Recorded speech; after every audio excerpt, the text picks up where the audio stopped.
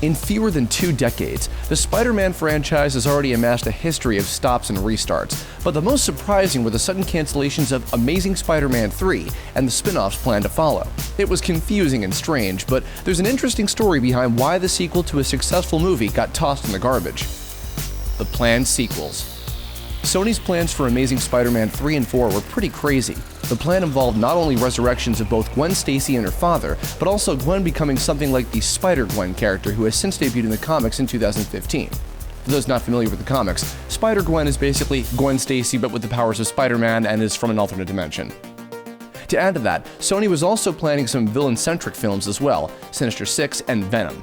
These ideas were all intriguing, but then seemingly overnight, those plans got scrapped. Spider-Canned. Amazing Spider-Man 3 and 4 were both planned and even had release dates set for 2016 and 2018. Paul Giamatti also confirmed that he'd return as the Rhino for the third movie. But then the movies began to get delayed. Also, Mark Webb, a huge part of the first 2 films' success, stated that he'd only return to direct the third film and only act as a consultant for the fourth, which wasn't a good sign. Ultimately, all of the planned movies got canceled. You're fired. Andrew Garfield helped pave the way for this new direction for Spider-Man. It's also the actual reason plans for Amazing Spider-Man 3 got canceled.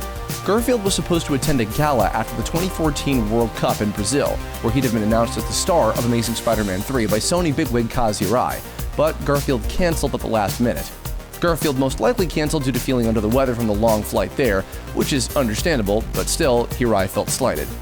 Execs felt that it was a slight against the company as well, so Garfield was out. A man lost a job because someone's feelings got hurt. That's professionalism. The Sony hacks. The Sony hacks from late 2014 revealed a lot about the sudden changes with their Spider-Man franchise. According to the leaked emails, the lukewarm reviews it received were enough to spur Sony into taking the character in another direction. It involved the hiring of another actor to play the role of Peter Parker, Tom Holland, the youngest actor to take the role so far. It suggested a desire to keep Parker young, but this wasn't the only big news to come from the hacks. Marvelous. Sony worked out a deal with Marvel to bring Spider-Man into Marvel's cinematic universe.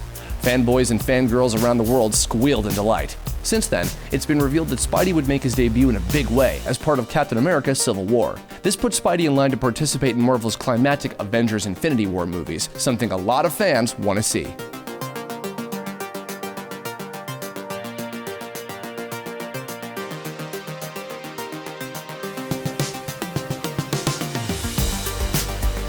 Thanks for watching, and don't forget to subscribe if you want more.